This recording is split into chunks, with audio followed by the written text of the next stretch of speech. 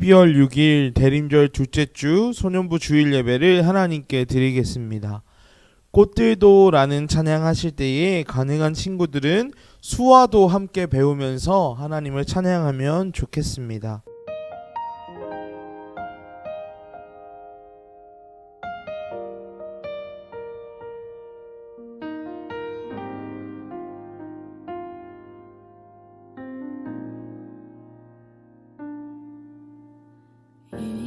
이곳에 생명샘 솟아나 눈물 골짝 지나갈 때에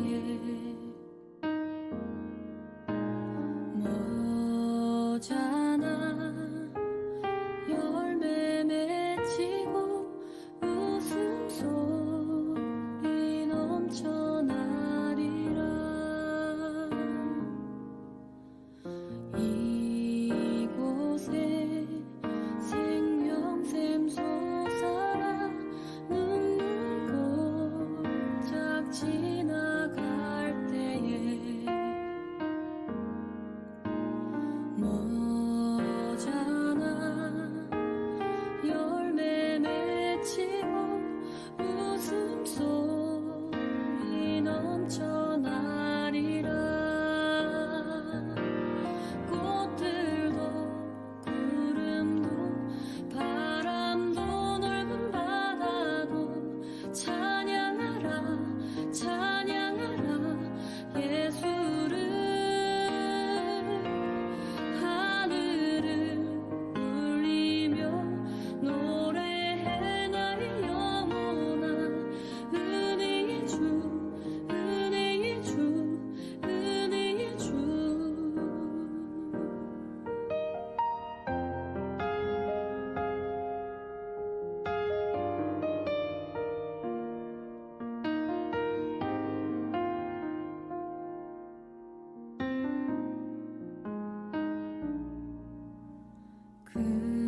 그날에 하늘이 열리고 모든 이가 보게 되리라.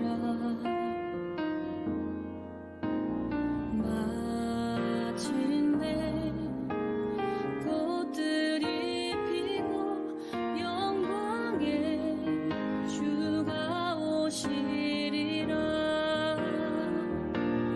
꽃들도 구름도 바람도 넓은 바다도 찬양하라 찬양하라 예수를.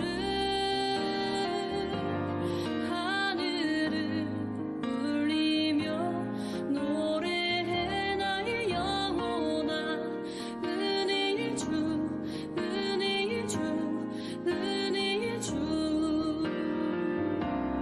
꽃들도 구름도 바람도 넓은 바다도 찬양하라 찬양하라 예수를.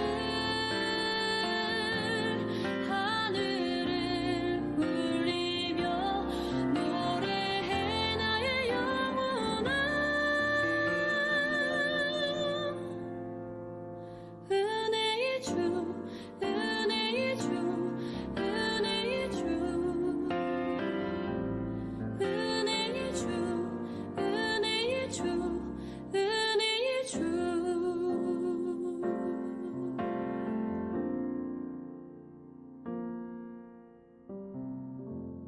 사도신경으로 우리의 신앙을 고백합니다.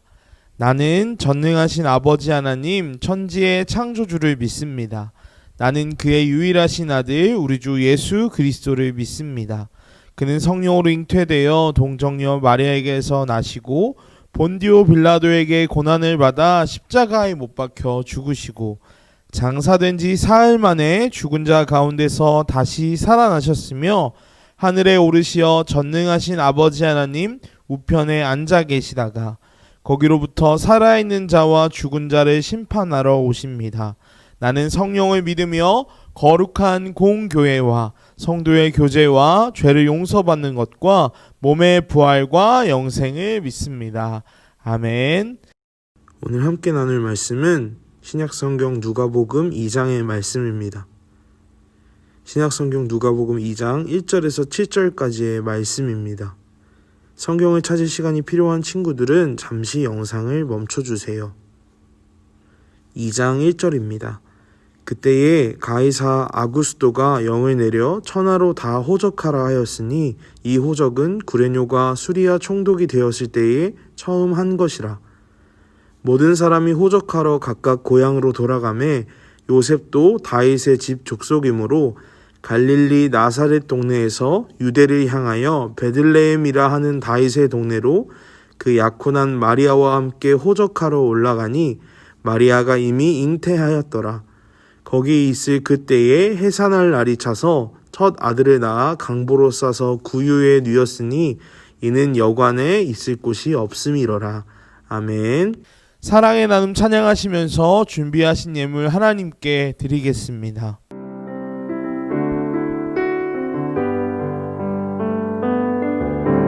사랑의 나눔 있는 곳에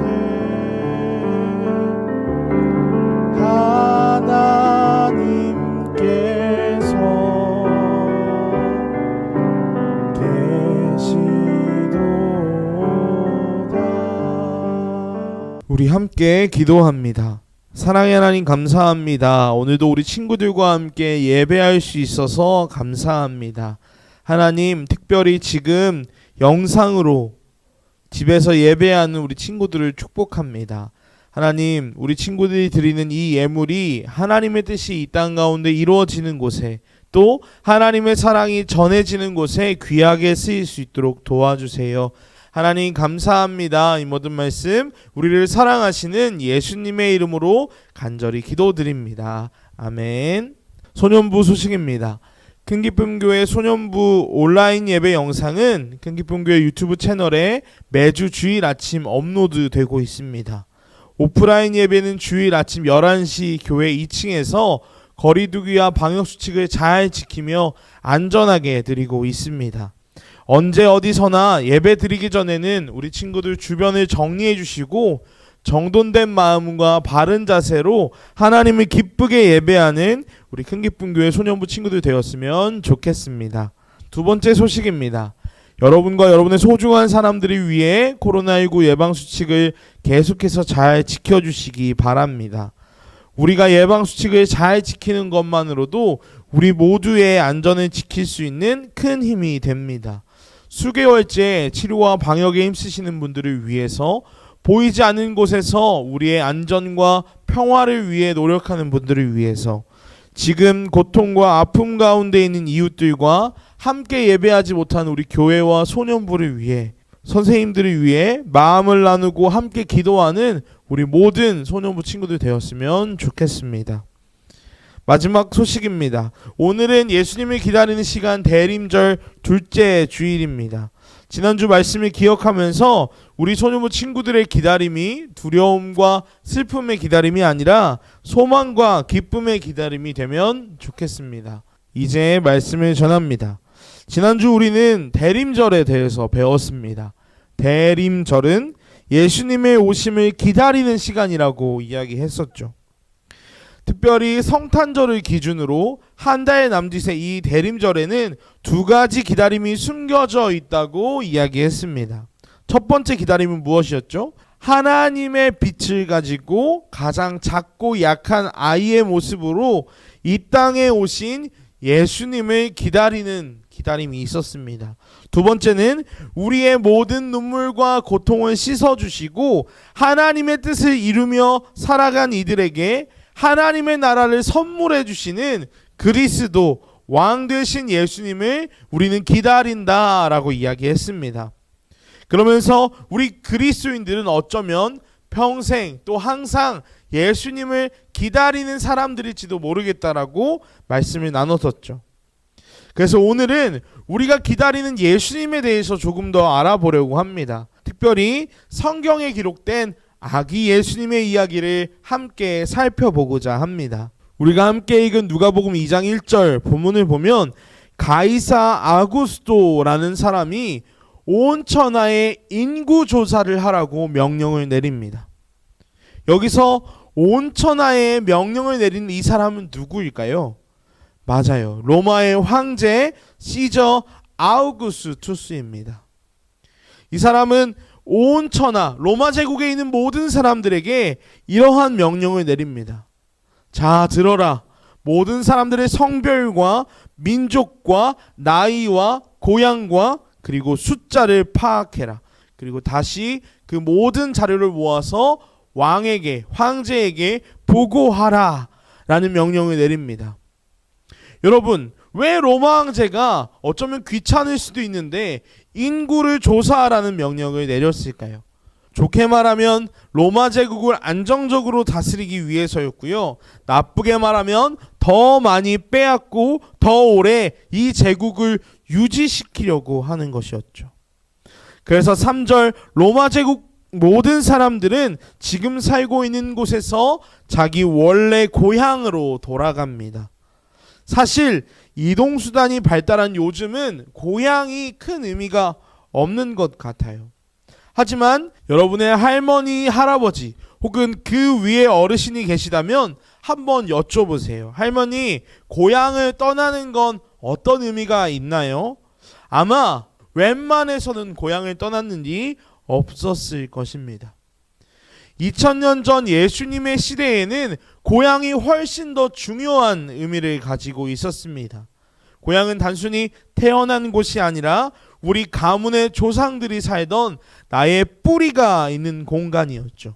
오늘 말씀에 나오는 요셉과 마리아가 이 인구조사에 참여하려고 나사렛이라는 동네에서 베들레헴으로 길을 나섭니다. 나사렛에서 베들레헴은 약 135km라고 하는데요. 전사님이 찾아보니까요. 전사님 집에서 충청도에 있는 천안이라는 도시까지의 거리가 이 정도 되더라고요. 짧지 않은 거리입니다. 찾아보니까 하루하고도 10시간 쉬지 않고 걸어야 한다고 해요. 이것도 건강한 어른 기준인데요. 지금 마리아의 뱃속에는 아기 예수님이 계신 상태였습니다. 당연히 길은 지금보다 훨씬 험했고요. 위험했습니다. 낮에는 엄청 덥고 밤에는 또 엄청 추웠습니다. 그런데 6절, 이제 곧 아이가 태어날 것 같습니다. 마리아와 요셉은 고통스러운 이 길을 참고 견디며 겨우겨우 베들레헴 마을 입구까지 도착했습니다. 그런데요, 남들보다 더딘 걸음 때문이었을까요? 설상가상 7절, 산부인과는커녕 아이를 받을 만한 방 한 칸도 구할 수 없었습니다. 결국 돌고 돌아 마리아와 요셉은 베들레헴 농부의 집에 자리를 잡고 아이를 낳았습니다. 그리고 아이를 눕힐 곳이 없어 말과 소의 먹이통에 아이를 눕혔습니다. 여러분, 이 아이가 누구죠? 맞습니다. 바로 우리가 그리스도라고 부르는 우리의 왕 예수님입니다. 그런데 여러분, 이상하지 않나요? 온 세상을 다스리실 그리스도 예수님이 너무너무 초라한 모습으로 오늘 태어나셨습니다. 너무나도 누추하고 보잘것없는 가장 낮은 곳으로 하나님의 아들, 우리의 왕 그리스도 예수가 우리에게 다가오신 것입니다. 여러분, 아기 예수님의 탄생을 우리가 기억할 필요가 있습니다. 예수님은 하나님의 아들로 하나님 나라의 빛을 이 땅에 가져오시는 왕으로 오셨지만 호화롭고 사치스러운 궁궐내에 오지 않으셨습니다. 최고급 산부인과나 부잣집에 오지도 않으셨죠. 예수님은 오늘 어디에 오셨나요? 가장 누추하고 보잘것없는 그곳에 오셨습니다. 예수님은 두렵지만 묵묵히 하나님의 길을 걷는 요셉에게, 고통스럽지만 하나님의 뜻을 꼭 품고 걸어갔던 마리아의 삶에 찾아와 주셨습니다. 그리고 아무도 그리스도 왕이 태어날 것이라고 예상하지 못했던 가장 낮고 누추한 곳에 오셨죠. 여러분, 아기 예수님의 오심은 오늘 우리에게 어떤 의미를 전하고 있을까요? 오늘도 우리 주변에는 하나님의 길을 용기 있게 걸어가는 사람들이 있습니다. 두렵고 고통스럽더라도 마음속 하나님의 뜻을 꼭 품고 소중히 여기며 믿음의 선택을 하는 사람들이 있죠. 저마다 하나님의 꿈을 품고 열심히 살아가는 사람들이 있습니다. 한 사람의 생명을 살리고자 벌써 1년이나 지났는데 매일같이 두껍고 답답한 방역복을 입고 생활하는 사람들이 있습니다. 우리 교회 바로 옆에 있는 소방서를 보면요, 한 사람의 생명을 살리고자 가장 위험천만한 곳에 제일 먼저 들어가서 가장 늦게 나오는 분들도 계십니다. 또 우리 소년부 선생님들처럼 매일 그리고 매주 벌써 1년 동안 성실히 하나님의 사랑을 나누고 예수님의 마음을 전하는 사람들이 우리 주변에 있습니다. 뿐만 아니라 전도사님도 여러분도 모르는 곳에서, 아무도 보지 않는 곳에서 매일매일 정직하고 성실하게 살아가는 이들이 있죠. 사랑하는 여러분, 우리 예수님은 바로 이와 같은 곳에 찾아와 주십니다. 그리고 이런 사람들을 만나 주십니다. 아무도 찾지 않는 곳이지만 예수님께서는 그곳에 내가 있다라고, 내가 너희와 함께 하겠다라고 말씀하십니다. 두렵고 고통스러운 날이 찾아오더라도 우리는 예수님을 바라보고 기다리는 사람들입니다. 여러분, 한번 상상해 보세요.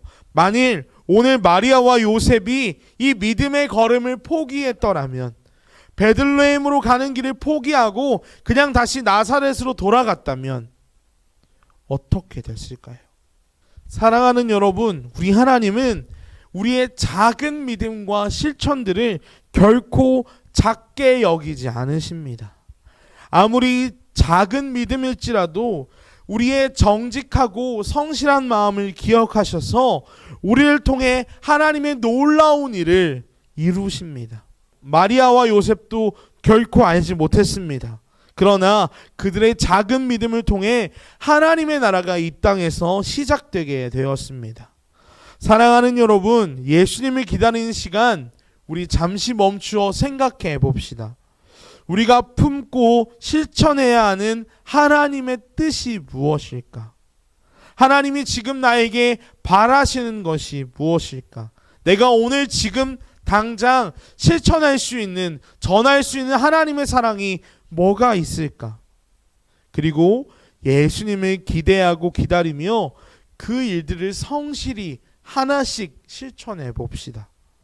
작은 마음, 작은 용기, 작은 나눔 모두 좋습니다. 하나님께서는 우리의 이 작은 믿음을 통해 하나님의 놀랍고 커다란 일들을 이루어 주실 것입니다. 예수님은 오늘 가장 누추하고 작은 곳에 찾아와 주셨습니다.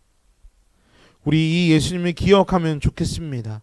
우리 마음 가운데 가장 작은 방이 있나요? 우리 하나님께서는 그 마음과 그 공간을 통해 하나님의 놀라운 일을 이루어 주실 것입니다. 우리 예수님은 우리의 작은 마음, 그 작은 믿음 가운데 우리를 찾아와 주실 것입니다.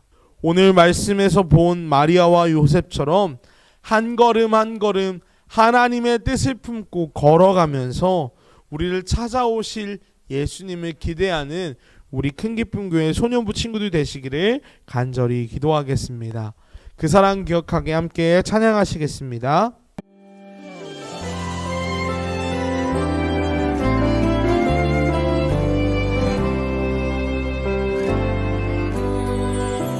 그 사랑 기억하게 해주세요. 그대 걷게 해주세요. 그 큰 사랑 갚을 수 없는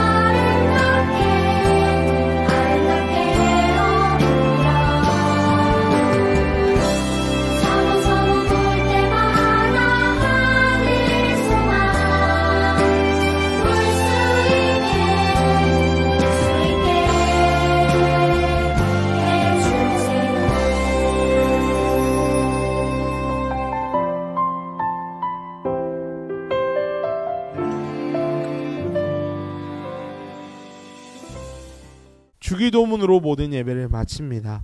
하늘에 계신 우리 아버지, 아버지의 이름을 거룩하게 하시며 아버지의 나라가 오게 하시며 아버지의 뜻이 하늘에서와 같이 땅에서도 이루어지게 하소서.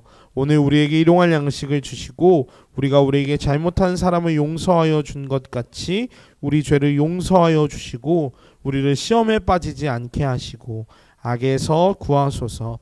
나라와 권능과 영광이 영원히 아버지의 것입니다. 아멘.